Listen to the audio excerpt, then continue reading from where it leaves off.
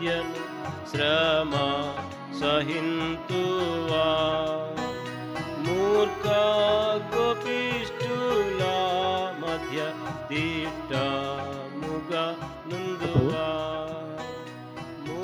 మరొకసారి నా సాక్ష్యం మధ్య పంచుకోవాలని ఇష్టపడతా ఉన్నా. ఓ మాట మనం జ్ఞాపకం చేసుకుంటాం.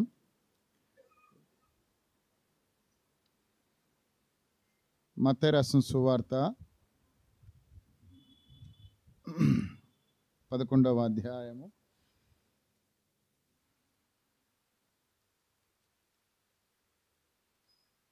28వ వచనం. మత్తయి రాసిన సువార్త కలిసి చదువుకుంటాం. ప్రయాసపడి అద్దెకు రండి, నేను మీకు విశ్రాంతిని కలగజేస్తును. 2వ భాగము 1 కొరింథీ 11వ అధ్యాయము 28, 29, 30, 31 వచనాలు కలిసి చదువుకుంటాం. కాబట్టి ప్రతి మనుషుడు తను పరీక్షించుకోలను, అలాగూ చేసి అరటిని ఆ పాత్రను త్రాగవడు. ప్రభు శరీరమును వివేచింపక తిని త్రాగువాడు తనకు శిక్షావిధి కలటకే తిని త్రాగుచు. ఇందువలననే మీలో అనేకులు బలహీనులను రోగులై ఉన్నారు, చాలామంది ఎదిరించున్నారు. అయితే మనల్ని మనమే విమర్శించుకునేలా తీర్పు పొందక పోదుము. ప్రభు సహాయం కొరకై చిన్న ప్రార్థన చేసుకుంటాం. ప్రేమల తండ్రి, మీ కొందనాలు. యేసు ప్రభువారి నామములో పాసన కోసం మమ్మల్ని ప్రేమించి మీరు మాకు అనుగ్రహించిన సమయమైన స్థుతులు. ప్రభు ఇంతవరకు పాటల ద్వారా వ్యక్తిగతంగా ఆరాధించడంలో సహాయం చేసినారు. ప్రభుని బిడ్డల మధ్య కొంచెం సాక్ష్యము వాక్యము పంచుకుంటున్నాగా పరలోక సింహాసనం ఉంచి మీ స్వరం వినిపించము. నీ బిడ్డలకు నా జీవితంలో మీరు చేసిన మేలులు ఒకసారి తలపోసుకొనొచ్చు నీ బిడ్డల మీద పంచుకుంటున్నాగా నాతో మా అందరితో మీరు మాట్లాడి మీ నామానికి మై పొందుతుంది. కీర్తన 10 ప్రకారంగా, కీర్తన 19, 124, 125 ప్రకారంగా సహాయం కోరుకుంటూ యేసు ప్రభువారి నామములో ప్రార్థన చేసి వేడుకుంటున్నాం తండ్రి, ఆమేన్.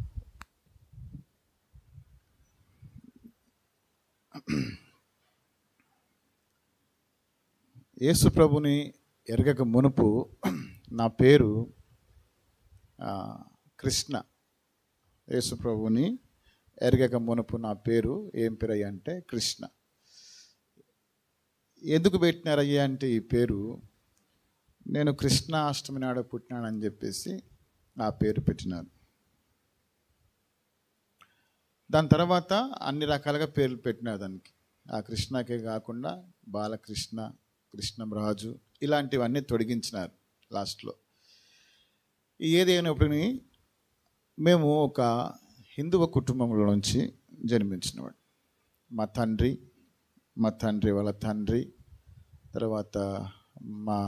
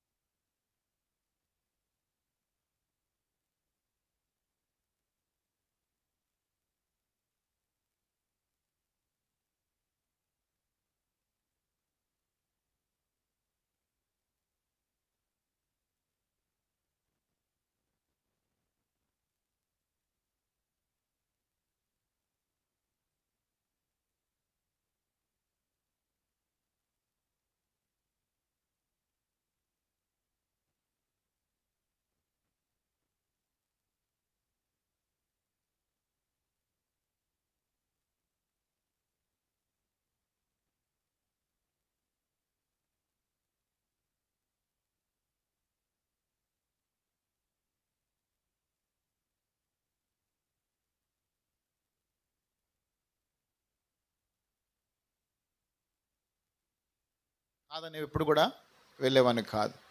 ఇలాగా పెరుగుతూ ఉన్న సందర్భాలలో చిన్నగా వయసు వచ్చిన తర్వాత నన్ను అన్నిటిని కూడా కట్టుదిట్టం చేసేది. ఆడపిల్ల కంటే భయంకరంగా పెంచేది. వాళ్ళకన్నా ఇప్పుడు స్వేచ్ఛ ఉంది, నాకు అప్పుడు స్వేచ్ఛ లేదు, స్వాతంత్రం లేదు. ఇక్కడ ఉదయకాలం లేచేవాడిని, ఆమెతో పాటు లేపేది. ఉదయకాలం సమయంలో ఆమెతో పాటు తలస్నానం చేసేది, నన్ను కూడా తలస్నానం చేయించేది, పూజలు చేసేది, ఆమెతో పాటు నన్ను కూర్చుండబెట్టేది. మా ఇంటి నిండా ఒక రూము హాల్లో, రైల్వే క్వార్టర్స్ కాబట్టి 3 గదులు ఉండేవి. హాల్లో మొత్తం కూడా పెద్ద పెద్ద ఫొటోస్తో ఉండేది. వాటిని శుభ్రంగా తుడటం నేర్పించింది, వాటికి బొట్లు పెట్టడం నేర్పించింది. ఆ తర్వాత వాటికి కొబ్బరికాయలు కొట్టడం, ఊదుబట్టలు ఎగట్టడం అన్నీ కూడా నిష్ఠాగరిష్టతో ఆమె పెంచుతూ వచ్చింది. నేను అలాగే పెరుగుతూ వచ్చినాను. నా జీవితంలో యేసు ప్రభు అనే వ్యక్తికి, అనే దేవుడికి స్థానం లేదు, అసలు తెలియదు ఆయన అంటే. నా దృష్టిలో యేసు ప్రభు అంటే ఈయన మన దేవుడు కాదు అని నేను తెలుసుకున్నప్పుడు నాకు తెలిసింది. కాబట్టి అలాగా పెరుగుతూ ఉన్న దినములలో నా జీవితంలో అందరి పిల్లలకి స్వేచ్ఛ ఉంది, కానీ నా జీవితంలో స్వేచ్ఛ లేదు. అందరూ ఆడుకునేవాళ్ళు, నాకు ఆడుకోవడానికి అవకాశం లేకపోయేది. అయితే ఒకటి మాత్రాన, ఎందుకు మానవుడు పుట్టాడు, ఎందుకు చనిపోతున్నాడు, ఈ దానికి దేవుడు ఎందుకు పుట్టించవలసిన అవసరం వచ్చింది, ఎందుకు ఇబ్బందులు? అందరి తల్లిదండ్రులు బాగున్నారు కదా, నేనెందుకు బాగలేను? వాళ్ళకి తల్లిదండ్రులు బాగున్నారు కదా, వాళ్ళు చూస్తున్నారు కదా, వాళ్ళు ఆడుకుంటున్నారు కదా, నాకెందుకు ఈ పరిస్థితి ఏర్పడింది అని చెప్పేసి ఒక ఆలోచన నాలో తిరిగి అవే నా జీవితాన్ని ప్రశ్నిస్తూ ఉండేవి. అలాగే ఎందుకు నా బ్రతికి ఇలాగ అయిపోయింది, ఎందుకనండి అలాగా అనుకున్న దినములలో ఎవరైనా మరణము అనే శబ్దం వినబడితే, చనిపోయినప్పుడు డ్రమ్ము వాయిస్తారు కదా, ఆ శబ్దం వినబడితే వాళ్ళు చూసినా కానీ నేను ఇంటికి వెళ్ళి ఇంట్లో లోపట తలుపు వేసుకొని పడుకునేవాడిని. అంత భయంతో ఉండేది. చివరికి ఆ మరణంతోనే పోతే బాగుండు అన్న స్థితి కూడా నాలోనికి వచ్చింది. కాబట్టి ఎప్పుడు కూడా నా పరిస్థితికి ఎవరు కూడా జవాబు చెప్పలేని సమయంలో కొన్ని మా అమ్మమ్మ నేను అడిగేవాడిని, ఈ వయసులో నీకు ఇన్ని ప్రశ్నలు ఎందుకు అవసరమా, నోరు మూసుకొని నువ్వు కూర్చో, పెట్టిన తిను, శుభ్రంగా చదువుకో. జైల్లో ఉన్నవాడికి నాకేం తేడా లేదు, జైల్లో ఉన్న వ్యక్తికి నాకు తేడా లేదు. వాడికి సమయానికి భోజనం వస్తుంది, తింటాడు, మళ్ళా సేమ్ అంతే, నాది అంతే. బయటికి పోయే అవకాశం లేదు, అందరితో తిరిగే అవకాశం లేదు. అలాగా పెంచుతా ఉన్న దినంలో నా జీవితానికి విరక్తి చెంది ఈ బతకడం కంటే చచ్చిపోవడం మేలు అనుకొని, ఎందుకంటే నాకున్న పరిస్థితులు అలాంటి. దేవుడు మా తండ్రి మా అమ్మమ్మకు సమృద్ధిగా ఇచ్చిపోయినప్పటికీ ఏమీ లేని వానికి నన్ను పెంచింది. ఎలా పెంచిందంటే ఉదాహరణ మీకు చెప్తాను. నేను ఆ దినంలోనే కొంచెం బట్టలు మంచి వేసేవాడిని, ప్యాంట్ షర్ట్ వేసేవాడిని. అయితే ఎందుకు వీడికి ఇంత ఖర్చు, వాళ్ళ కొడుకులకు బాగా పెట్టేది, సమృద్ధిగా పెట్టేది. సొమ్ము ఒక్కొక్కరు సోకూడదు అని చూసారు, సామెత విన్నారు ఎప్పుడైనా మీరు? సొమ్ము ఒకరిది అట్లా ఉండే నా పరిస్థితి. కాబట్టి అలాగా జీవిస్తున్న దినాలలో ఇంకా ఒకరోజు రైల్వే స్కూల్లో ఎందుకు చేర్పించింది అంటే, వీడికి తండ్రి లేని సమస్తం నేనే అని చెప్పేసి నన్ను అందులో చేర్పించింది. అలా చేర్పిస్తేనే అందులో చేర్పించుకుంటారు, లేకపోతే కనుక చేర్పించుకోరు. అలాగా నేను వాడికి ఎవరు లేరు, నేనే మొత్తం అని చెప్పేసి అన్నప్పుడు ఆ తర్వాత ఆమె కొడుకు కింద నన్ను ఆ స్కూల్లో చేర్చుకున్నారు. ఆ స్కూల్లో సంవత్సరానికి ఒకసారి బట్టలు ఇచ్చేవాళ్ళు, రైల్వే స్కూల్ బట్టలు ఇచ్చేవాళ్ళు. తెలుగు మీడియం ఉంది, ఇంగ్లీష్ మీడియం లేదు అప్పుడు. కాబట్టి ఎట్లాంటి బట్టలు అంటే అవి ఇచ్చిన తర్వాత ఇంటికి పోయి వేసుకుంటే, నాకు షర్ట్స్ ఎక్కువగా పొద్దాక అవే మళ్ళీ ఉతుక్కొని అవే శుభ్రంగా నా బట్టలనే ఉతుక్కునేవాడిని, నా పని నేను చేసుకునేవాడిని. కాబట్టి మా నాయనమ్మ ఉండేది, ఆమెతో ఎందుకు చేయించడం అని చెప్పేసి ఒక్కోసారి వాళ్ళ ఉతికే విధానం నాకు నచ్చక నేనే ఉతుక్కునేవాడిని. అయితే స్కూల్లో నాకు ఆ బట్టలు అయిపోయిన తర్వాత నాకు ఇంకొక బట్టలు కొని అని చెప్పి నేను అడిగినప్పుడు మా అమ్మమ్మ నన్ను అరిసేది, నీకు ఇంత లేవు, ఇప్పుడు నీకు బట్టలు ఎందుకు, ఉన్న వాటితో సర్దుకో అని అనేది. సరే అవి ఏమైపోతాయి అంటే ఉతికి ఏమైపోతాయి, చినిగిపోతాయి. ఎప్పుడుకుంటాయి అయ్యా, ఇక్కడ చినిగిపోయాయి. అయినా వాటిని కుట్టుకొని మరీ వేసుకునేవాడిని. అన్నీ ఉన్నా ఏమి లేని వాడిగా ఉన్నా. అవే ఎవరు చెప్పుకోవడానికి అవకాశం లేదు. ఎవరున్నారు చెప్పుకోవడానికి? ఎవరున్నారు? తల్లి తండ్రి లేరు, ఉంది ఆమె, సమస్తం ఆమె, కాబట్టి ఎవరికి లేదు. చెప్పుకుంటే ఆమె ఊరుకునేది కాదు. సరే అని చెప్పేసి రైల్వే స్కూల్ ఇచ్చిన బట్టలు వేసుకున్నా, ఒకరోజు వేసుకో ఇచ్చారు కదా వాళ్ళు, గట్టిగా ఉన్నాయి అని చెప్పేసి వేసుకుంటే అవి వాళ్ళు ప్యాంట్లు ఏమిచ్చేవాళ్ళు, నిక్కర్లు ఇచ్చేవాళ్ళు. ఆ నిక్కర్ ఎలాగ ఉన్నాయి అంటే 2 మనుషులు పడతారు. అర్థమైందండి? ఒక్కొక్క 2 ఉంటాయి కదా, అటొక్కాలు ఇటొక్కాలు, ఒక కాలు 2 మనుషులు పట్టేవాళ్ళు. అంత ఉండేవి. వాటిని కుట్టించుకొని సరి చేసుకొని పోవాలి. అది నాకు ఆ భాగ్యం కూడా లేదు. ఏ భాగ్యం? సరి చేసుకునే భాగ్యం కూడా లేదు. అలాగే వేసుకొని పోవన్నారు. ఒకరోజు అలాగే వేసుకొని పోతే స్కూల్ అందరు నవ్వినారు. ఎందుకు?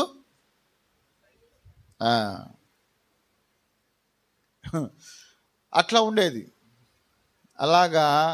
అలా దినాలు గడుస్తూ ఉంటుంటే, అందరు ఎగతాళి చేస్తూ ఉంటుంటే, ప్రభా ఎందుకు నాకు ఈ బ్రతుకు, చచ్చిపోవటం మేలు కదా అని చెప్పేసి ఒకరోజు నాకు నేనే తీర్మానం చేసుకొని, అంతకంటే ముందుగా నేను విగ్రహాలు అంటే మొక్కేవని కాబట్టి నేను ఎక్కువగా సినిమాలు చూసేవాడిని. దేవతకు దేవుళ్ళు అనే సంబంధించిన సినిమాలు ఎక్కువగా చూసేవాడిని.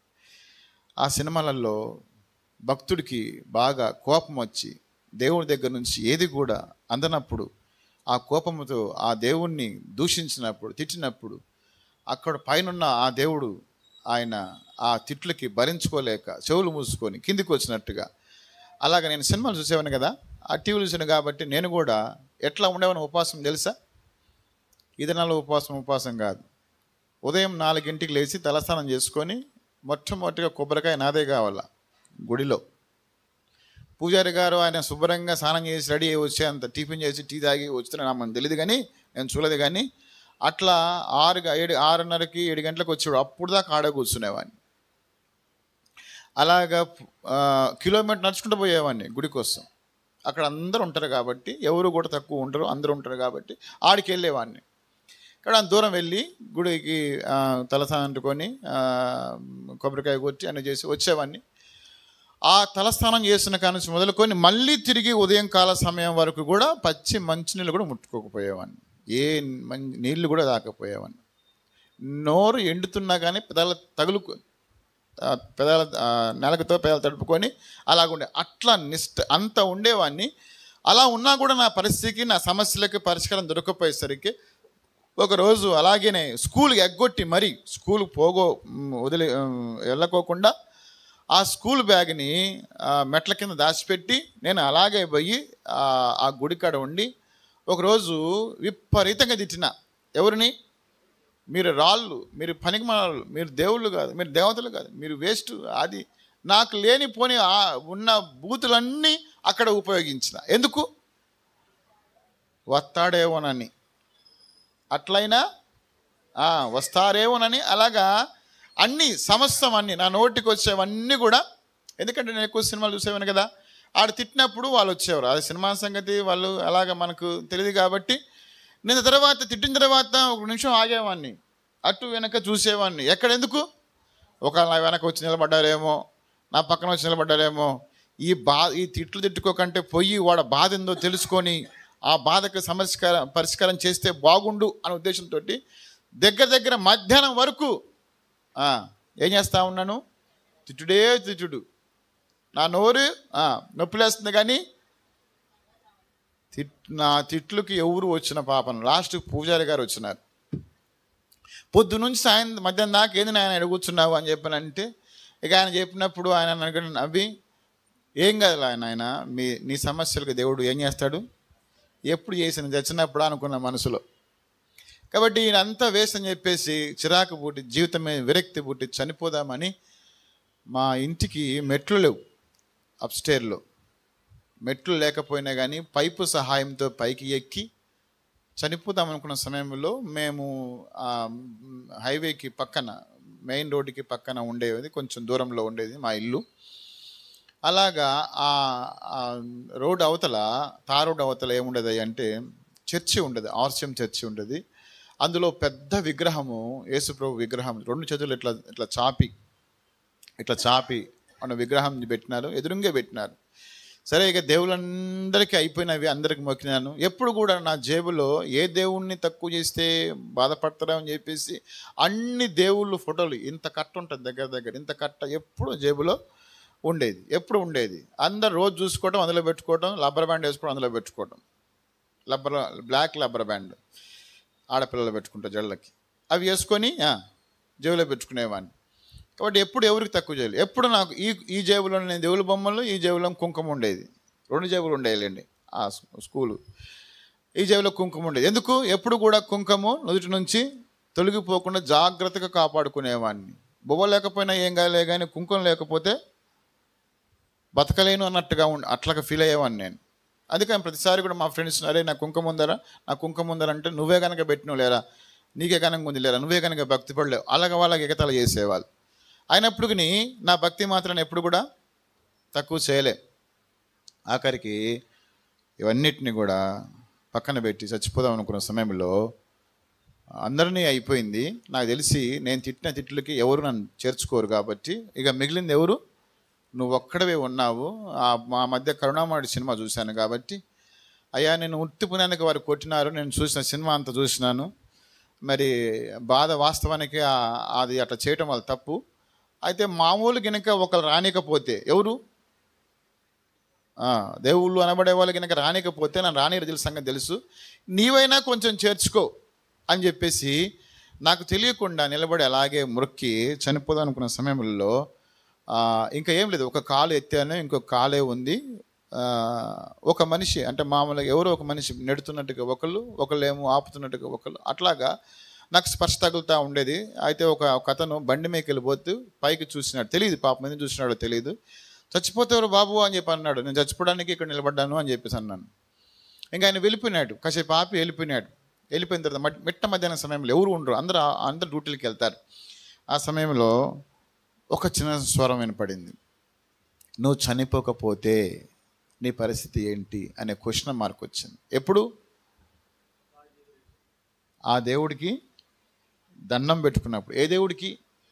యేసు ప్రభు వారికి. బొమ్మ తెలియదు, బొమ్మలో దేవుడు అన్న సంగతి నాకేం తెలియదు. నాకు తెలిసిందల్లా ఒకటే, కనబడేది బొమ్మ ఎవరైనా కానీ దేవుడు అన్నది. కాబట్టి ఎప్పుడు నాకు ఆ స్వరం వినపడలే. ఎప్పుడు వినపడింది? యేసు ప్రభు వారికి మొక్కినప్పుడు మాత్రమే ఆ స్వరం వినపడింది. నాకు తెలుసు అదొరకు, ఎందుకంటే అదొరకు నేను ఎప్పుడు ఏ స్వరం వినలేదు కాబట్టి నాకు అర్థమైపోయింది. ఒకలా చనిపోకపోతే, నీ కాళ్ళు చేతులు విరిగితే, అంగవైకలుడు అయితే నీ పరిస్థితి ఏంటి, నీ భవిష్యత్తు ఏంటి అనే ప్రశ్నలు వెనక నుంచి నాకు వినపడుతుంది. నువ్వు చనిపోతే, నీ కాళ్ళు చేతులు విరగకుండా నువ్వు చనిపోతే కనుక నిశ్చయం నువ్వు నా దగ్గరికి రావు అనే మాట స్వరం వినబడతా ఉంటుంటే, ఆ స్వరం నేను ఎప్పుడు వినలేదు కూడా. భయం వేసి ఒక్కసారిగా నేను నా కాలు వెనక్కి తీసుకొని ఒక చిన్న కొమ్మ సాయంతో మళ్ళీ తిరిగి వెనక్కి అడుగు వేసినాను. భయం వేసింది, చెమటలు పట్టినాయి. మళ్ళీ ప్రార్థన చేసిన, అంటే ప్రార్థన మొక్కినాను. అయ్యా ఎప్పుడు కూడా ఇన్ని దేవతలను మొక్కినాను, ఏ దేవుడికి నేను తక్కువ చేయలేదు. ఆకర్షణలో నీకు మొక్కినాను, నువ్వేమో మాట్లాడి నేను నమ్ముచున్నాను, ఎందుకంటే అదివరకు ఎప్పుడు వినపలేదు కాబట్టి. అయితే నా పరిస్థితికి, నా ప్రశ్నలకి జవాబు నీవు అనుగ్రహించు, నీవు నాకు తెలియచేయి అన్నప్పుడు ఆ సందర్భంలో, ఆ సమయంలో దేవుడు చెప్పిన మాట ఏంటి అంటే, సరే నువ్వు దిగు, నీ సమస్యకు, నీ సమస్యల పరిష్కారానికి, నీ ప్రశ్నలకి జవాబు నేను చెప్తానని ఆ స్వరం వినపడినప్పుడు నేను కిందికి దిగి వచ్చి, మా కింద ఉండేవాళ్ళు ఆంటీ చర్చికి వెళ్ళారు, ఆర్సిఎం చర్చికి వెళ్ళేది ఆంటీ, వాళ్ళ ఇంటి దగ్గరికి వెళ్ళి మిట్ట మధ్యాహ్నం సమయంలో ఆంటీతో పంచుకున్నా. ఎందుకంటే వాళ్ళ అబ్బాయి నేను స్నేహితుడిని కాబట్టి. ఏమయ్యా స్కూల్ పోలేదా అంటే, లేదంటే పోలేదు, నేను ఇలాగా చనిపోదాం అనుకున్నాను అని చెప్పంటే, నా పరిస్థితి మొత్తం ఆమె చూస్తుంది కాబట్టి, తెలుసు కాబట్టి నేను ఆమెతో పంచుకున్నాను. ఆమె అనింది, అయ్యా అట్లా చేయకూడదు. అది కూడా ఆమె ఇంట్లోకి పడడానికి దొంగతనంగా వెళ్ళా. 2 డోర్లు ఉంటాయి, ఒకటి ఇటు ఒకటి మెట్లకి వెళ్ళి. ఎందుకంటే ఆ ఇంట్లోకి వెళ్తున్నప్పుడు ఒకవేళ నన్ను చూసి మా అమ్మమ్మకు చెప్తారేమో, మళ్ళీ ఆమె నన్ను కొట్టిద్దామని భయంతో దొంగతనంగా వెళ్ళా. అంటే ఇలాగ చనిపోదాం అనుకున్నానంటే, అలా చేయకూడదు ఆయన, అలా చేస్తే నరకానికి వెళ్తావు. ఆమెకు తెలిసింది కొంచెం, ఆమెకు తెలిసింది. ఆర్సిఎం చర్చికి వెళ్ళినప్పటికీ ఆమెకు తెలిసింది కొంచెం, ఆమెకు చెప్తా వచ్చేది. మరి ఏం చేయమంటావు అంటే నా ఈ పరిస్థితి నాకు మొత్తం తెలుసు అయ్యా, ఏం కాదు, నువ్వు ఒక పని చేయి, రేపు ఆదివారం సీను అని వాళ్ళ కొడుకు పేరు సీను, వాడు చర్చికి వెళ్తాడు, నేను కూడా వెళ్తాను, నాతో పాటు మీరు కూడా రా అని చెప్పింది. ఆంటీ మా అమ్మమ్మ పరిస్థితి నీకు తెలుసు కదా, ఆమె నిన్ను చూస్తే ఇంకా చంపేస్తుంది కూడా అని చెప్పానంటే, ఏం కాదులే రహస్యంగా రాలే అని చెప్పినప్పుడు ఆమెతో పాటు వాళ్ళందరూ వెళ్ళిన తర్వాత నేను బయటకు వెళ్తున్నా అని చెప్పేసి ఒక నోట్బుక్ తీసుకొని వెళ్తుంటే ఒక నోట్బుక్తో తీసుకెళ్తున్నావేంటి అని అడిగితే 2 పుస్తకాలు 3 పుస్తకాలు తీసుకొని వెళ్ళి చర్చికి రహస్యంగా వెళ్ళి తర్వాత ఆ పుస్తకాలు బయటపెట్టి వాళ్ళతో పాటు ఆ చర్చిలో కూర్చున్నాను. అందరూ వెళ్తున్నారు, వస్తున్నారు, పోతున్నారు, నోట్లో పెడుతున్నారు, తింటున్నారు, వెళ్ళిపోతున్నారు. వాళ్ళు పోతున్నారు, నోట్లో ఆడిపోయి కూర్చున్నాకు నోట్లో పెడితే తినాలిగా అని చెప్పేసి నేను వాళ్ళతో పాటు పోయినా. అర్థమైందండి? నేను వాళ్ళతో పడిపోయి వాళ్ళ నోట్లో ఏది పెడుతున్నారో నా నోట్లో కూడా పెట్టినప్పుడు నాకు చాపించిన అని వాళ్ళ నోట్లో పెట్టినారు. తినేసి శుభ్రంగా వచ్చిన. ఉట్టిగా కరిగిపోయింది అది. ఆ తర్వాత ఆంటీకి చెప్పిన, ఆంటీ నేను కూడా, అయ్యా నువ్వు తినకూడదు అయ్యా, ఎందుకు, నీకు ఏం లేదు, బ్యాప్టిజం లేదు కాబట్టి నువ్వు తినకూడదు అని చెప్పినారు. అంటే నాకు తెలియదు కదా ఆంటీ, ఇప్పుడు ఏమైనా అయితే నాకు, నేను ఏమైనా అవుతుందన్నా, యేసు ప్రభు నన్ను ఏమైనా కొడతాడా తిడతాడా అని చెప్పేసి అనుకునేవాడిని.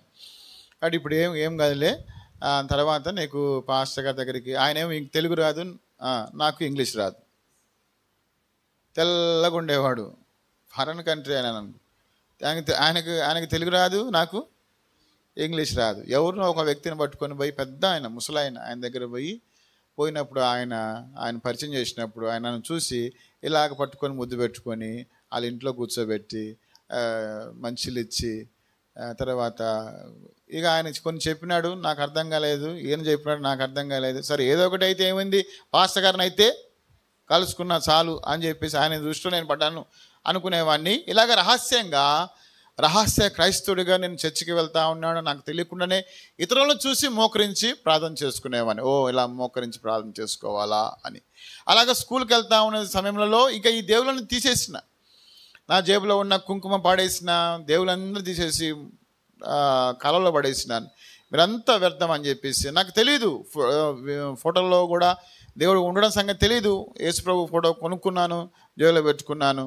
ఇక ఎప్పుడు కూడా ఉదయపూట సమయంలో ప్రార్థన చేసుకొని వెళ్తూ ఉండేవాడిని రహస్యంగా.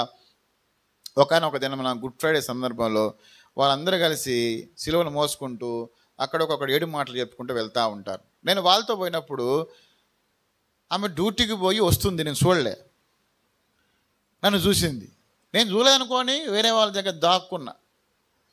నన్ను చూసింది, ఏం మాట్లాడలేదు, మౌనంగా ఉన్నాను. అంత అయిపోయింది, అంత తిరిగి వచ్చినాను. నాకు తెలియకుండా దినంలో సువార్త చేసిన. అర్థమైందండి? నాకు తెలియకుండా దినంలో సువార్త చేసిన. అంటే వాళ్ళ వెనకబడిపోయినా. అక్కడ వెళ్ళిపోయిన తర్వాత అంతా అయిపోయిన తర్వాత అక్కడ బొమ్మను పెట్టినారు, యేసుప్రభు బొమ్మను పెట్టినారు. ఆ బొమ్మను అందరూ కూడా ముద్దు పెట్టుకుని పోవాలా, ఆ శిలువ బొమ్మను ముద్దు పెట్టుకొని పోవాలా. అక్కడ సిస్టర్ ఉండేది, ఆమె తుడుస్తూ ఉండేది, ఖర్చు పట్టుకొని ముద్దు పెట్టిన అందరూ తుడుతూ ఉండేది. ఎందుకండి? ముద్దు పెట్టుకున్నప్పుడు ఎంగిలంటిది కదా. నేను అనుకునేవారు, ఓయబ్బా ఇంతమంది ముద్దు పెడుతున్నారు, ఇప్పుడు పోయి అక్కడ నేను ముద్దు పెట్టాలా అని చెప్పేసి, నాకు వద్దులే అని చెప్పేసి అనుకునేవాడిని. అయితే ఏదైనా కానీ సరే పెట్టిపోతున్నాను కదా, లైన్లో పడినప్పుడు నేను కూడా పెట్టలేము, లేకపోతే ఏ శాపం వస్తుందేమో అని భయం. అర్థమైందా? ఏమొస్తుందని భయము, శాపం వస్తుందని భయం వేసి సరేలే అని చెప్పేసి కళ్ళు మూసుకొని పెట్టినట్టు అట్ట పెట్టి అట్లా వచ్చేసింది. అలాగా నా జీవితమును యేసు ప్రభువుతో అనగా తెలిసి తెలియని ఆ యొక్క సహవాసంతో నేను జీవిస్తుంటున్న సమయంలో ఇంకా ఆ దేవుళ్ళు, ఆ పూజ, ఆ స్థలస్థానం మొత్తం మర్చిపోయినా పూర్తిగా. ఆమె డౌట్ వచ్చింది ఒకరోజు చూసిన తర్వాత, నువ్వు వాళ్ళ దేవుడు నమ్ముకున్నావా అని చెప్పేసి నన్ను ఒకరోజు అన్నం లేకుండా చేసింది, భోజనం పెట్టకుండా చేసింది. అయినా కానీ నేను బాధపడలేదు.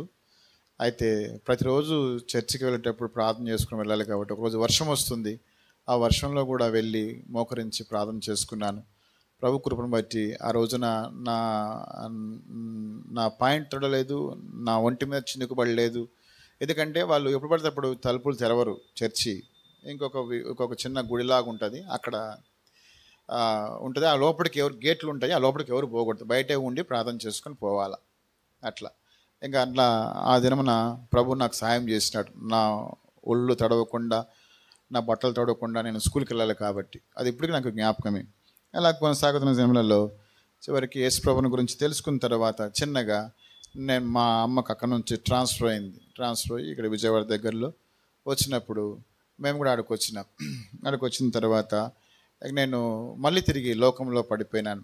యేసు ప్రభు ఆర్సిఎం చర్చ్కి వెళ్ళాలి. నేను అనుకుంటున్నాను ఆర్సిఎం చర్చ్ అంటే అదే చర్చి, ఇక్కడ ఒక ఆర్సిఎం చర్చ్ ఉంది మా ఇంటికి ఎదురుంగే, అది ఆర్సిఎం చర్చ్ కాదనుకునేవాడిని నేను.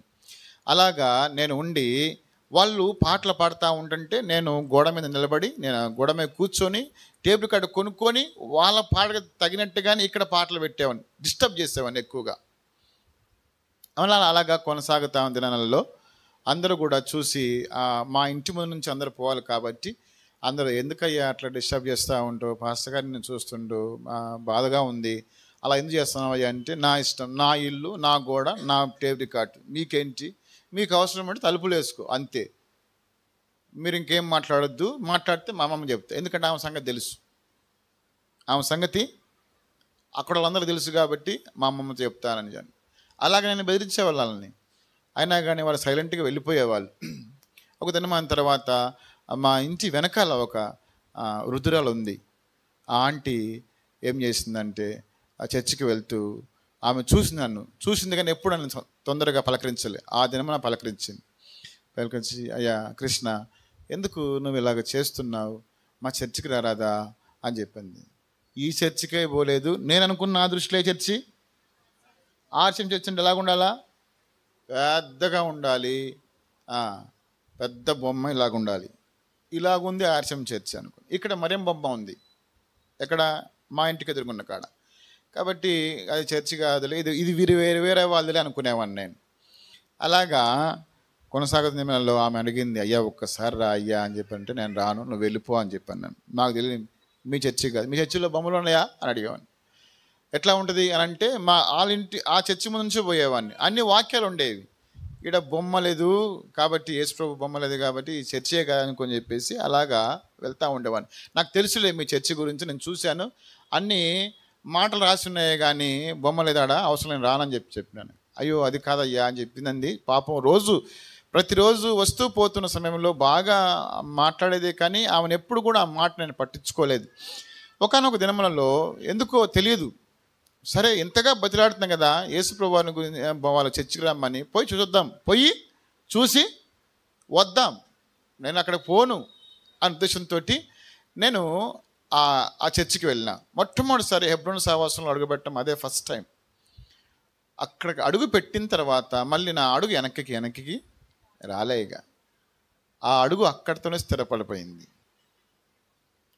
కాబట్టి తర్వాత పైనుంచి సేవకుడు వచ్చినాడు, చెప్పినాడు, ఎన్నో చెప్పినాడు, నాకు వినపడలే అంటే సరిగ్గా నాకు అర్థం కాలేదు, కొట్టేవాడిని, ఎందుకంటే పెద్దడు కదా, తిరస్కరిస్తే బాగోదేమో అని చెప్పేసి. అలాగ కొనసాగుతూ వెళ్తా ఉంది. నాలో చిన్నగా రహస్యంగా వెళ్ళేవాడిని అక్కడికి కూడా.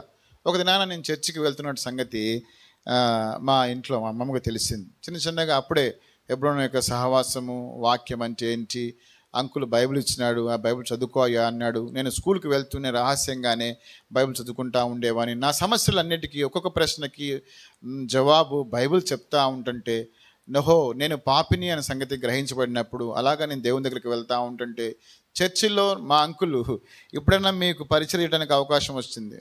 ఆ దినాలలో రక్షించబడితేనే మందిరంలో పరిచయం ఇచ్చేవాళ్ళు, రక్షించబడకుండా మందిరంలో ఏ పని ముట్టుకోకూడదు, అంతే. ఇంకా నువ్వు ఎవరివైనా కానీ అంతే, నువ్వు ఎవరివైనా కానీ చేయటానికి వీల్లేదని చెప్పాను వాళ్ళు.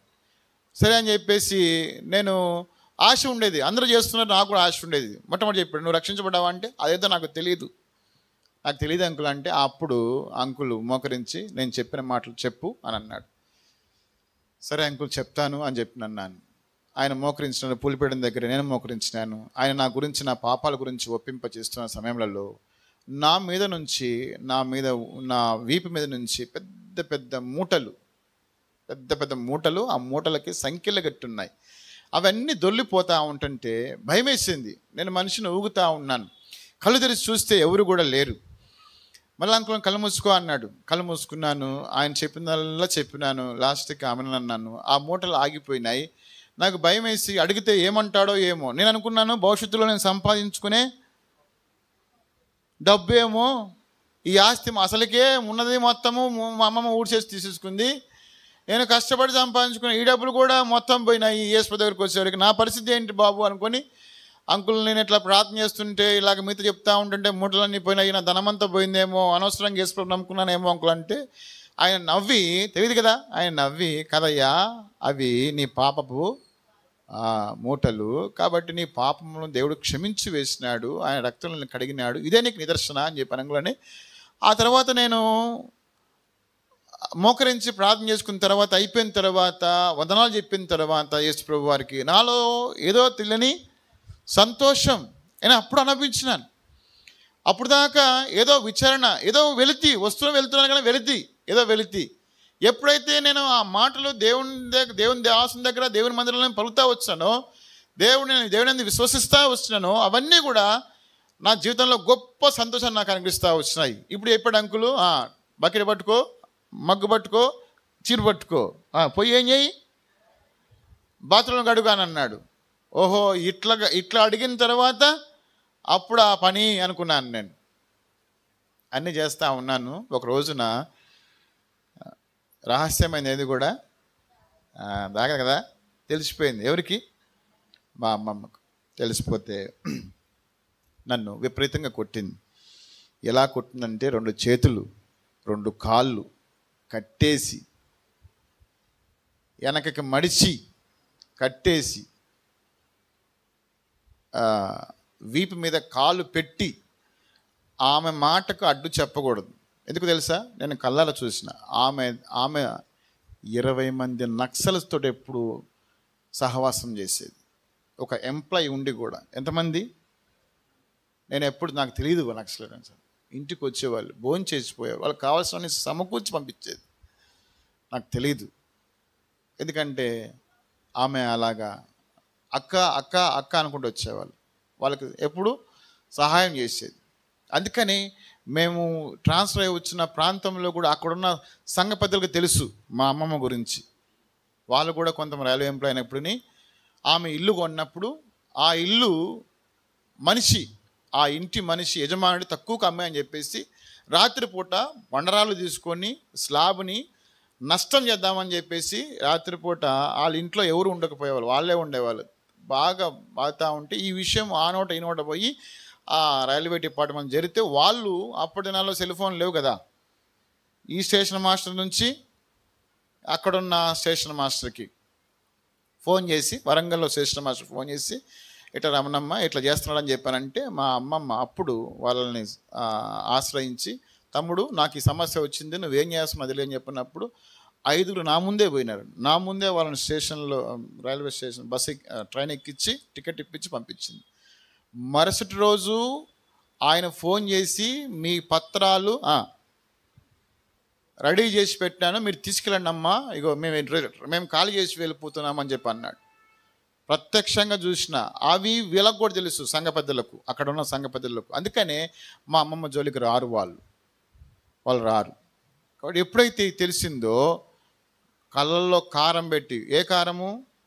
ఇప్పుడు వస్తున్నాయి సాంబార్ కారము, ఈ కారం ఆ కారం కాదు, గొడ్డు కారం.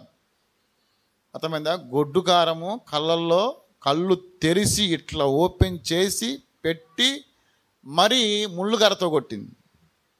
అర్థమైందా? మెట్ట మధ్యాహ్నం ఎండలో పడేసి కొట్టింది. ఎక్కడ పడేసి ఎండలో పడేసి, నిక్కర తప్ప నుంచి ఏం లేదు ఒంటి మీద. తట్టుకోలేకపోయినాను, భరించలేకపోయినాను, చచ్చిపోతానేమో అనుకున్నాను. అయితే ప్రభు నమ్మదగినవాడు కాబట్టి, ఆయన సంకల్పంలో, ఆయన ఏర్పాట్లో, ఆయన ఉద్దేశంలో ఉన్నాను కాబట్టి ప్రభు నన్ను ఏం చేసినాడు? కళ్ళన్నీ ఎర్రగైన వాపుకినాయి, స్కూల్కి వెళ్ళటం మానేసినాను, ఒళ్ళంతా వాసిపోయింది. అయినా ప్రభు నమ్మదగినవాడు బట్టి మళ్ళీ కనికరం చూపించి, అలాగా ఎన్ని సమస్యలు వచ్చినా కానీ ప్రభు రుచి చూచిన తర్వాత నేను ప్రభుని విడిచిపెట్టలే. ఎన్నోసార్లు అవమానం చేసింది. చర్చికి వెళ్ళింది, సేవకుని అందరిలో, మెయిన్ రోడ్లో ఉంటుంది, అందరి ఇళ్ళ దగ్గర మధ్యలో ఉంటుంది చర్చి. సేవకుని పైకి పిలిచింది, చిటికేసి చెప్పింది, నేను తలుచుకుంటే రేపు పొద్దున కల నీ శవం బయట ఉంటుందని చెప్పింది. ఆమె రైల్వే డిపార్ట్మెంట్కి, నీ శవం రైల్వే ట్రాక్ మీద ఉంటుంది తెలుసా నీకు అని చెప్పింది. అడుగు, నీ ఇంటి వెనకాల ఉన్న వాళ్ళని అడుగు, ఇక్కడ చుట్టుపక్కల ఉందని. చిటిక వేసి చదువు రాదు, మళ్ళా పొట్టగొత్తే అక్షరం ముక్కుండదు ఆమె దగ్గర, చదువు లేదు. అంత భయంకరంగా ఆమె ప్రవర్తన, ఆమె మాట ఉండేది. ఆ మాటకి ఆమె విధానానికి అక్కడ భయపడేవాళ్ళు, మగవాళ్ళు సైతం కూడా. అంటే ఎందుకంటే నాకు కూడా అంత చెప్తాను అంటే అంత కర్కశంగా ఉండేది, అంత భయంకరంగా ఉండేది. సేవకుడు తర్వాత నేను నడిచిన తర్వాత అంకుల్ దగ్గర పోయి క్షమాపణ, నాకు తెలియదు కదా, క్షమాపణ అడిగితే లేదయ్యా పర్వాలేదు, ఆమెకు తెలియదు, యేసుప్రభుని నమ్ముకుంటే ఆమె తెలిసిద్ది. చాలాసార్లు హింసించింది. రాత్రుల పూట నా కేర్ ఆఫ్ అడ్రస్ ఎక్కడయ్యా అంటే మందిరమే. ఉంటే స్కూల్లో ఉంటాడు, లేకుంటే ఇంట్లో ఉంటాడు, మరుసటి రోజు మందిరంలో ఉంటాడు. ఏ పని అంటే ఆ పని, ఏ పని అంటే ఆ పని. ఇప్పుడు మీకు కనపడతా ఉంటుంది అక్కడక్కడ దుమ్ము అవే కనపడతా. నేను పిల్లలతో అంటా యవనస్తులతో, మెట్లు బాగలేవు సరిగ్గా తూర్చో అని చెప్పి అంటుంటా. ఏ మీటింగ్కి అయినా కానీ ఎక్కడికైనా కానీ సాపలను నేనే వేసేవాడిని. అంకుల్ నాకు ఇచ్చినాడు ఆధిక్యత, అది దేవుని మందిరంలో పరిచయం చేసే ఆధిక్యత. నాకంటే ముందు సంఘ పెద్దల్లో రెస్పాన్సిబుల్స్ పిల్లలు ఉండేవాళ్ళు, చర్చికి వచ్చే పిల్లలు ఉండేవాళ్ళు. వాళ్ళు కనీసం పని ముట్టుకునే వాళ్ళే కాదు. నేను ప్రభువుకు చేసినట్టుగా చేసేవాడిని. నాకు సహాయం చేసిన దేవుడు, నన్ను సృజించిన వాడు, నా జీవితాన్ని మార్చిన వాడు, నిజమైన దేవుడు, సృష్టికర్త, నేను ఆయనకి నమ్మకంగా ఉండాలని చెప్పేసి ఆయన మందిరంలో ప్రతిదీ కూడా ఎక్కడ బూజు కనపడినా, ఎక్కడ దుమ్ము కనపడినా నీట్గా ఉంచేవాడిని. నేను నీట్గా ఉంచేవాడిని. ఎప్పుడు నేను సనుక్కోలే. ఇప్పుడు కూడా నేను చదువుకోను. ఎప్పుడు కూడా ఏది కూడా దేవుని మందిరంలో పనిచేయడానికి సిగ్గుపడను, సనుక్కోను. చేస్తా, కంపల్సరీ చేస్తా. ఒకరితో నాకు అనవసరం, వాళ్ళు చేస్తున్నారా వీళ్ళు చేస్తున్నారా నాకు అనవసరం. దేవుడు నాకు చూపించింది నేను చెయ్యాలా. స్కూల్లో పోయేటప్పుడు పక్కన చదువుకుంటూ చదువుతావా? నిన్న మీ తల్లిదండ్రులు కష్టపడి వాళ్ళు ఫీజు కట్టి చదివిస్తున్నారు కాబట్టి చదువుకోవాల్సిన రెస్పాన్సిబిలిటీ నీ దగ్గర ఉంది.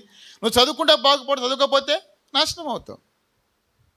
వాడు పోతున్నాడు అని చెప్పేసి వాళ్ళలాగే పోతే నష్టపోతావు. కాబట్టి నేను కూడా దేవుని మందిరంలో ఎవరితో నేను పొత్తు పెట్టుకోలే. వచ్చినా రాకపోయినా, చేసినా చేయకపోయినా నా కంటికి కనపడి నేను చేసేసేవాడిని. అలాగా నేను ప్రభువుకు నమ్మకంగా తన మందిరంలో ఏ పనైనా సరే బాత్రూమ్స్ కడిగేవాడిని. ఒక్కోసారి చీపురు లేకపోతే ఈ చేతులతో రుద్దిన, ఈ చేతులు రుద్దిన, ఈ రెండు చేతులతో రుద్దిన. లెట్రిన్, బాత్రూము, లెట్రిన్ రెండు కూడా ఎప్పుడు సిగ్గుపడలే. మా ఇంట్లో చిన్న పని కూడా నేను చేయను, నాకు అవసరమే లేదు. కానీ దేవుని మందిరంలో చేస్తా వచ్చిన. అలాగని దేవుడు నాకేమి రోగాలేమి తీసుకురాలే. దేవుడు తెలుసు, నువ్వు నమ్మి పని చేస్తే ఆయన నిన్ను చూస్తాడు. నీలో నమ్మకం లేకుండా పని చేస్తే ఎవరు చూడరు, నీకు ఫలము కూడా రాదు. అర్థమైందండి? ఫలము కూడా రాదు. అలాగా నేను చేస్తున్నా, మందిరానికి వెళ్తున్నా కూడా, నేను ఎప్పుడైతే మందిరానికి వెళ్తున్నానో తెలిసిందో నన్ను విపరీతంగా తిట్టేది. ఒకటే మాట, నేను ఆమె కంటికి కనబడితే నువ్వెప్పుడు చస్తావురా అని అడిగేది. నా పరువు పోతుంది స్టేషన్లో అని అనేది. రైల్వే స్టేషన్లో నా పరువు పోతుంది, నువ్వు ఆ దేవుడిని నమ్ముకున్నావు, నువ్వు ఎప్పుడు చస్తావురా అనేది. రెండవది, నువ్వు పైన ట్రాక్ పక్కనే, అంటే రైల్వే ట్రాక్ మనలాగా ఇక్కడ దగ్గర ఉండేది, దగ్గరలో ఇల్లు ఉండేది. ఎప్పుడు నీ తలకాయ బండి కింద పడుతుందిరా అనేది. భోంచేస్తా ఉంటుంటే అరుగు మీద కూర్చొని ఆమె వచ్చినప్పుడు భయం వేసేది. 4 మెతుకులు ఆ ముందు తినాలంటే ఒళ్ళు గడగడ వణికేది. రహస్యంగా తినేవాడిని. ఆ సమయంలో కూడా అన్నం తింటుంటే ఆమె కనుక వస్తే కాళ్ళతో తన్నేది ప్లేట్ని. అర్థమైందండి? తీసి ఇస్సిరి పడేసేది బయట. ఏమన్నది తెలుసా అండి? తినేటప్పుడు లోకంలో ఉన్న మరుగుని తింటానవరా అన్నది. లోకులందరూ యొక్క మల విసర్జన తింటున్నవరా అను అనేది. ఆమె అచ్చ తెలుగులో మాట్లాడేది, కోపంతో మాట్లాడేది. అయినా కూడా ఆ మాట నాకు తినబుద్దిద్దాను. ఎవరికైనా తినబుద్దిద్దా? మౌనంగా లేచి కడుక్కొని చేయగడుక్కొని అలాగే కళ్ళ తుడుచుకొని బయటికి వెళ్ళిపోయేవాడిని. ఒకరోజు అనంది మట్టి తీసుకొచ్చి పోసింది, ప్లేట్లో మట్టి తీసుకొచ్చి పోసింది. ఎప్పటికప్పుడు రోజు బియ్యం బస్తాలు ఎప్పుడు ఉండేవి, సమృద్ధిగా ఉండేవి. ఆమె ఏం చేసిందంటే అన్నిటికీ మార్కులు వేసుకొని పోయేది. మార్క్ బియ్యము ఒక రంబులో పోసినప్పుడు రంబుకు కూడా తాళం వేసుకొని పోయేది. ఎప్పటికి ఎంతవరకు కావాలో అంతవరకు. అంత భయంకరంగా చూసింది. అయినా కానీ నా ప్రభుని నేను ఏదో ప్రకారంగా, ప్రభు అక్కడ మీటింగ్కి వెళ్ళేవాని ఎవరో ఒకరు భోజనం పెట్టేవారు. ఎన్నోసార్లు పస్తులు ఉన్నాను, ఎన్నోసార్లు వస్త్రహీనుని చేసింది. బట్టలు లేకుండా వెళ్తావు ఎక్కడికి వెళ్తావు వెళ్ళు అని. అయినా నా ప్రభు నేను విడిచిపెడితే ఈ రోజున మీ దగ్గర ఇలాగా అంకుల్ తెలుసు, నా బాధ అంతా తెలుసు అంకుల్కి, ఇలాగా ఎంత ఇబ్బంది పడుతున్నాను. అంకుల్ సేవకులు బట్టలు ఉతికేవాడిని, వాళ్ళ ఇంట్లో అంట్లు కడిగేవాడిని, వాళ్ళ ఇల్లు ఉడిచేవాడిని, వాళ్ళ పిల్లల్ని స్కూల్కి తీసుకెళ్ళేవాడిని, కూరగాయలు తీసుకొచ్చేవాడిని, సరుకులు తీసుకొచ్చేవాడిని, అంకుల్తో పాటు సువార్తలకు వెళ్ళేవాడిని, అంకుల్తో పాటు విజిటింగ్స్కి వెళ్ళేవాడిని. నా పరిధిలో నేను ఉండేవాడిని. నేను ఎంత చనువుగా ఉన్నా కానీ నా స్థాయిలో నేను ఉండేవాడిని. భయంతో ఉండేవాడిని, వణుకుతో ఉండేవాడిని. దేవుని మందిరం అంటే మక్కువతో ఉండేవాడిని, ఆశతో ఉండేవాడిని, నిర్లక్ష్యంతో ఎప్పుడే ఉండేది. ఎందుకంటే కనబడిన దేవుళ్ళ కోసం ఎన్నో చేసినాను. కనబడే దేవుడు, మాట్లాడే దేవుడు, నా జీవితం మార్చిన దేవుడు, ఈయనకి ఇంకెంత చేయాలా?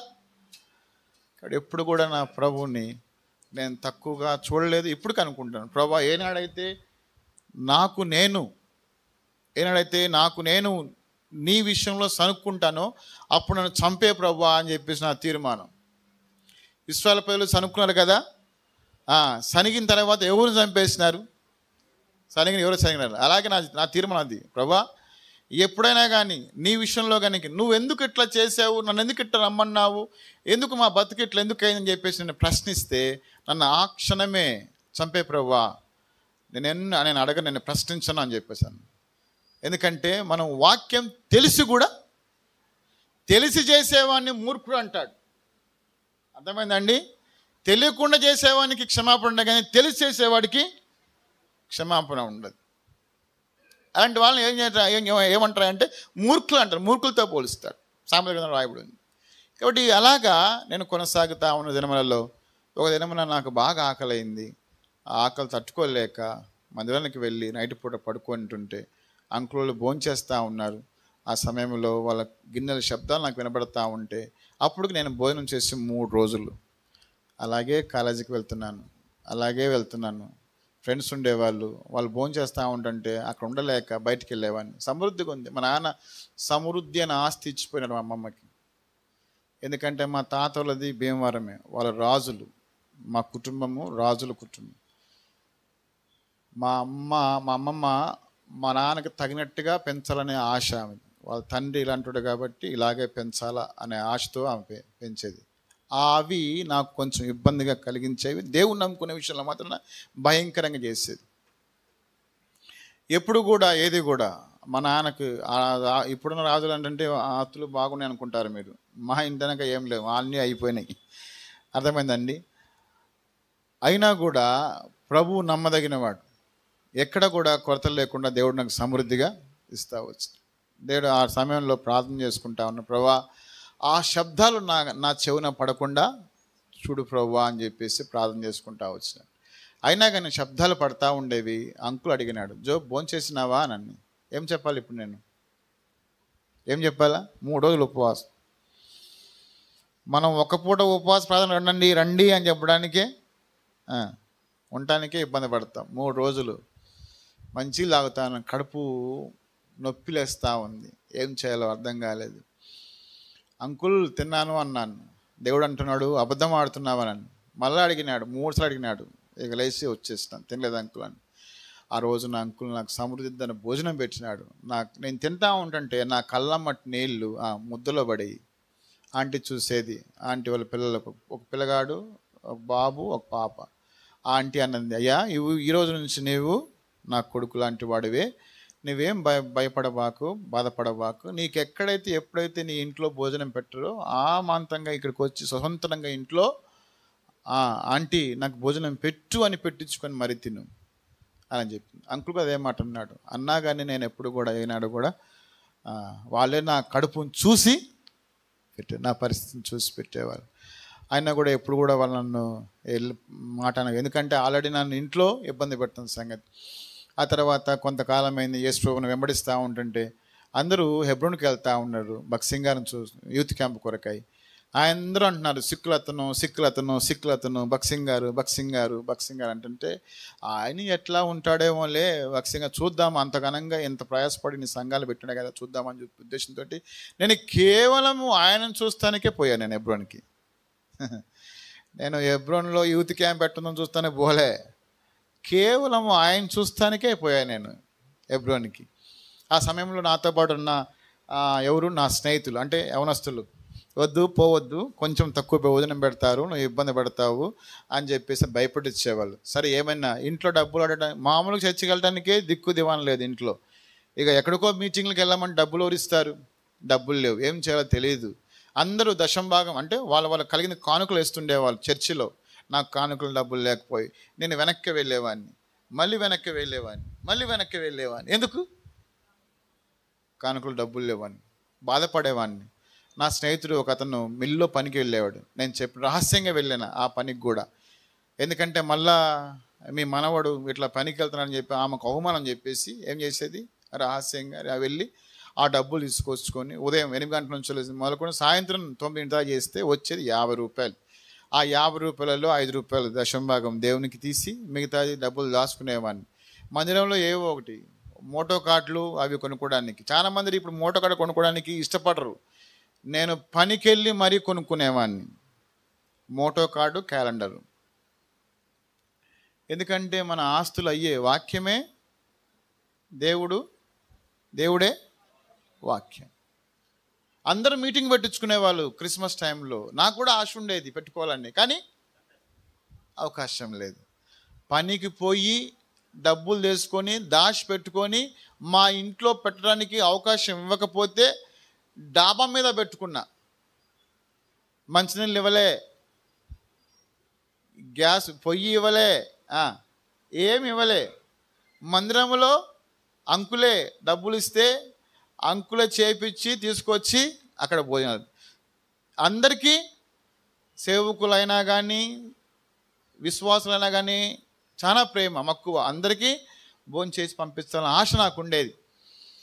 అట్లా ఉన్నా కానీ నా జీవితంలో ఇంకా ఎక్కువగా ఎంత దగ్గరకు అవుతున్నానో అంత బలమైన శత్రువు అంతగా మా అమ్మమ్మ ద్వారా నా మీద చెలరెగుతా ఉంది. ఎట్లోకట్లా పనికి పోయి డబ్బులు తీసుకొని టికెట్ తీసుకుందామని చెప్పేసి అంకుల్ అన్నాడు, నేను పెట్టుకుంటానయ్యా అంటే, వద్దు అంకుల్ వద్దు, నేనే పెట్టుకుంటానని చెప్పేసి ప్రార్థన చేసుకుంటా వచ్చినాను. మందిరంలో ఒక్కనే కూర్చొని ఉదయకాల సమయంలో, ప్రభువా అందరూ వెళ్తున్నారు, భక్సింగ్ గారు అంట, సిక్కులు అంట, నేను చూడాలి, యూత్ క్యాంప్ అంట, అవేమో నాకు తెలియదు కానీ అతను చూడాలి, ఎట్లయినా కానీ దయచేసి నా ఆశను మీరు తీర్చు అని ప్రార్థన చేసినప్పుడు ఒక వాగ్దానం ఇచ్చినాడు దేవుడు. ఏమనంటే, అమ్మ కుమారి ధైర్యంగా ఉండుము, నీ విశ్వాసం నిన్ను. కాబట్టి ధైర్యంగా ఉండి విశ్వాసం అంటాను, స్వస్థపస్తాను, నాకేం రోగం లేదే. కాబట్టి దేవుడు అప్పుడు అన్నాడు, నేను వెళ్తా ఉంటాను ఇంటికి, నువ్వు దాని గురించి ఆలోచించబాక, అవిశ్వాసమే ఉండబాక, విశ్వాసం నమ్మకం ఉంచు. ఆ సమయంలో నీ పేరు పెట్టుకో, కుమార్ అన్న కదా నీ పేరు పెట్టుకో, నేను నీకు పంపిస్తాను డబ్బులు అన్నప్పుడు మా మామయ్య వాళ్ళు ఖమ్మంలో ఉండేవాళ్ళు, ఆయన ల్యాబ్ టెక్నీషియన్. ఆయన ఎందుకో తెలియదు వాళ్ళ భార్యనికి ఇచ్చి డబ్బులు ఇచ్చి ఒక 300 ఇచ్చి తీసుకుపోయి ఎవరికి ఇవ్వు కృష్ణకి ఇచ్చి రాపో అని చెప్పేసాను. ఎందుకు తెలియదు, ఎందుకు ఆయనకు వచ్చిందో తెలియదు, ఎందుకు ఆయన పంపించిందో తెలియదు. ఆమె మామూలు ఖాళీగా ఉంటాం ఎందుకని ల్యాబ్కి అప్పుడు ఆ సమయంలో వెళ్ళింది ఇంటికి ఆయన ఉండటానికి. మరుక్షణము ఆయన తీసుకువెళ్ళి డ్రాప్ చేసి ట్రైన్ ఎక్కించి వచ్చినాడు. నేను అప్పుడు చర్చి వెళ్ళి వస్తుంటే, ఎక్కడున్నాడా బాబు నీ కోసం నేను ఎత్తుకులాడుతున్నా అని చెప్పంటే, ఏంది అక్క ఎవరు లేరు కాబట్టి అక్క అనేవాడు. ఏంటి అక్క అంటే, ఇగో డబ్బులు పంపించాడు మీ మామ 300 అన్నాడు. ఎందుకు అని అన్నా, నాకు తెలియదు, పంపించాడు, ఇచ్చాను, ఇక ఇప్పుడు వెళ్ళిపోతున్నాను, ట్రైన్ ఉందని చెప్పేసి వెళ్ళిపోయింది. ఇంక అంతే. అప్పుడు దేవుని కార్యం చూసినాను, ప్రభు ఇలా కార్యం చేస్తాడా అని అనుకోని సంతోషంగా వెళ్ళినాను. భక్ష్యంగా చూసినాను. వృద్ధాప్యంలో ఆయన ముఖము సింహం వల్లే తేజస్సులో ఉంది. ఆ తర్వాత లాస్ట్ టైంలో సేవకు సమర్పించుకోని చెప్పేసి ఆల్ట్రా కాల్ ఇస్తున్నారు. అప్పుడు అన్నాను, చిన్నప్పుడు నా జీవితాన్ని మార్చివేసి, నా బతుకును మార్చివేసి నాకు నెమ్మది ఇచ్చినావు కదా, నేను కూడా ఎట్లాగే నీ గురించి చెప్పాలి. అనేకులకు తెలియకపోతే చాలా మంది చచ్చిపోతున్నారు. ఎందుకంటే నేను ఎప్పుడు కూడా రైల్వే ట్రాక్ల మీద కొన్ని 10లో కాదు 100 శవాలు చూసిన రైల్వే ట్రాక్ మీద. ఎందుకంటే ఇంట్లో గొడవలు అయ్యో, పిల్లకాయలకి చదువు రాకనో, అందరికి లెగితే ఎక్కడ పెట్టేవాళ్ళు తలకాయి ట్రైన్ కిందే అందుబాటులో ఉండేది అందరికీ. నా బ్రతుకును మార్చావు కదా, నా ప్రాణం కాపాడావు కదా అనని. అప్పుడు మాట ఆ సమయంలో ఆల్టర్ కార్డ్ సమయంలో దేవుని గురించి సేవకు సమర్పించుకో అని చెప్పన్నప్పుడు అప్పుడు దేవుడు మాట్లాడు, నాతో అన్నావు కదా, నాతో ప్రమాణం చేసావు కదా, అన్నావు కదా అనేకులు చెప్పాలని, ఇది మంచి సమయము, చేయవెత్తు అని.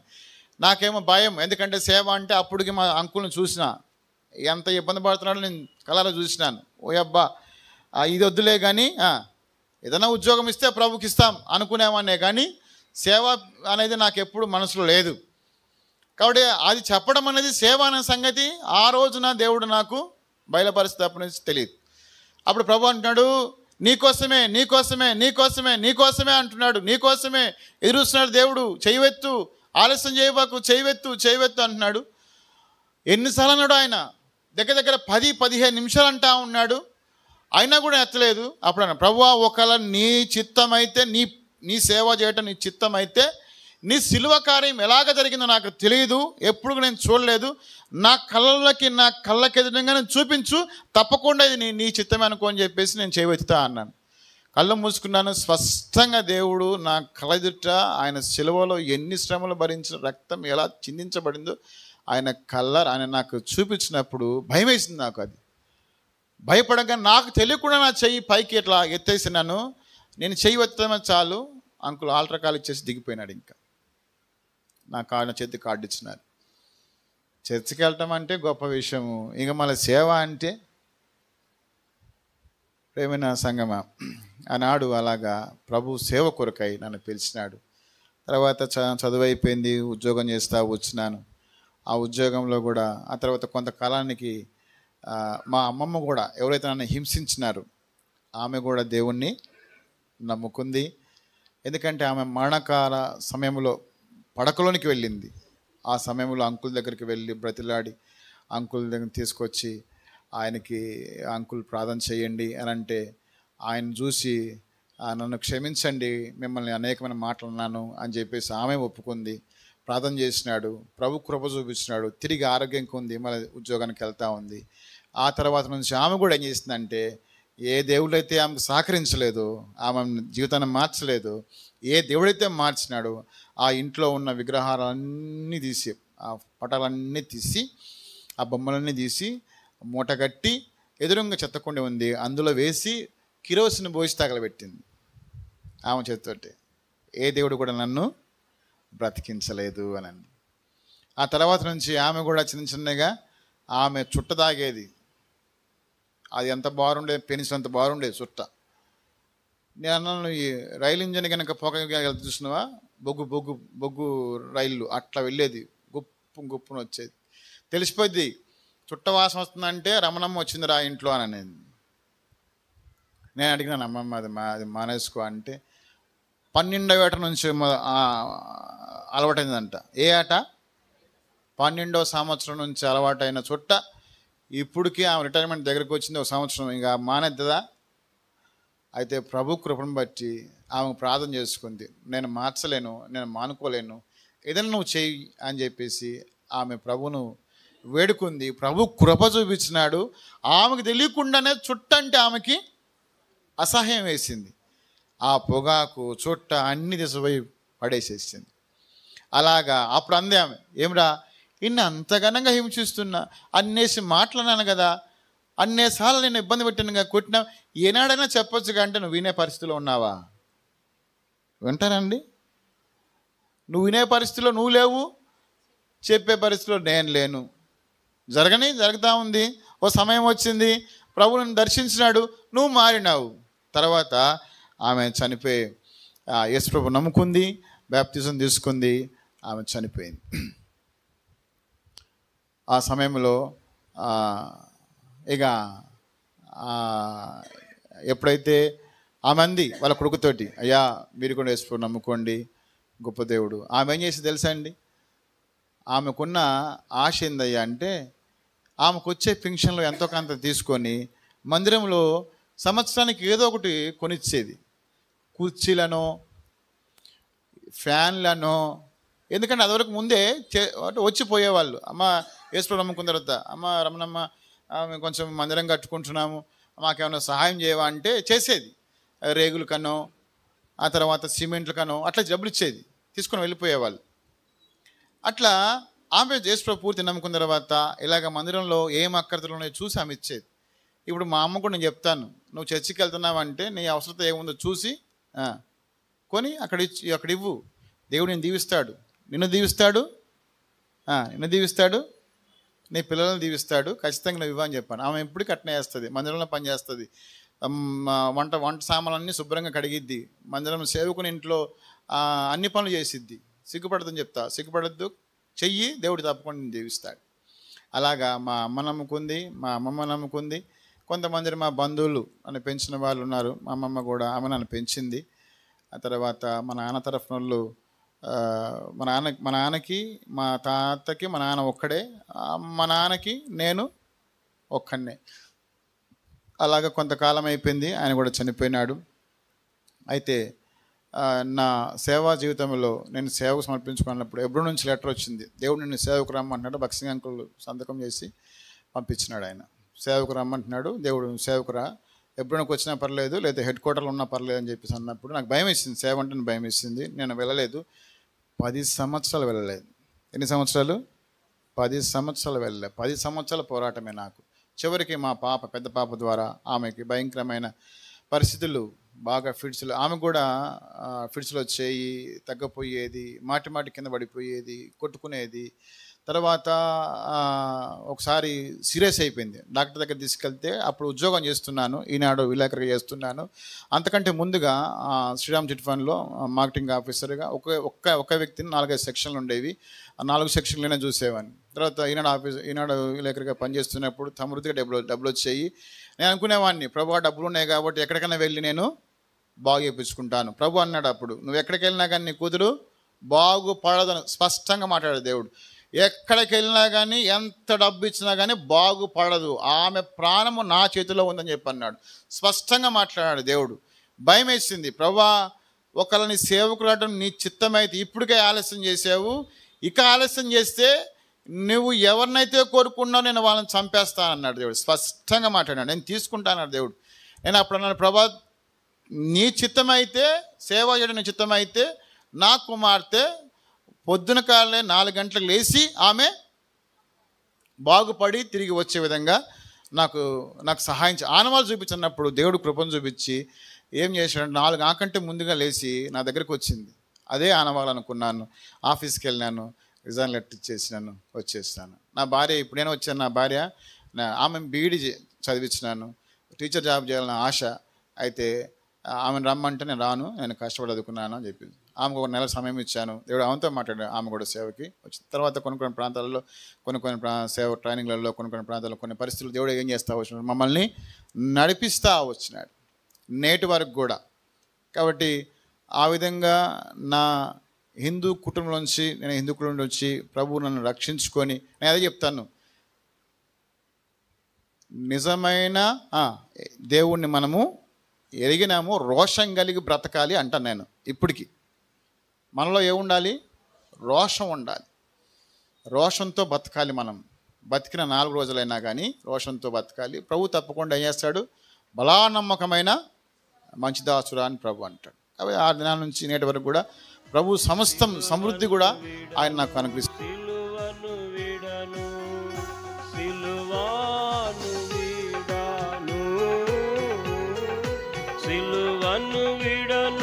సిలువను వీడను